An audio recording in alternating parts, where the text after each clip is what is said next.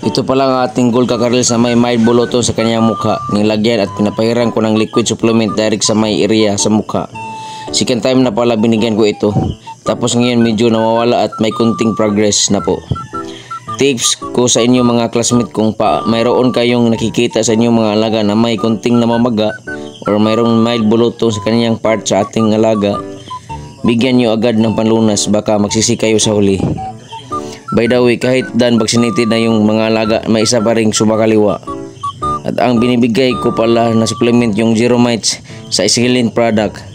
Hindi lang ito mabibisa sa kuto, bunhok tuwing pinapaliguan nyo mga alaga natin. Mabibisa na ito sa may mild bulutong. Ito ang ginagamit ko, proven at tested na talaga. Based po sa aking experience, hindi po ito biro-biro at gawa-gawa lang.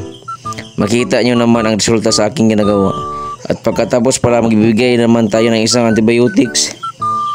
Para sa akin, ang binibigay ko ay Bitrasin Gold sachet. Isang sachet lang ang mixture ko. At 1 sachet per 1 gallon. Ito pala pinapainom ko pagkatapos. Kahit 1 lang ang bigayan, okay na at sapat na para sa akin. More mo to idol. Salamat. Abangan natin ang final result next week.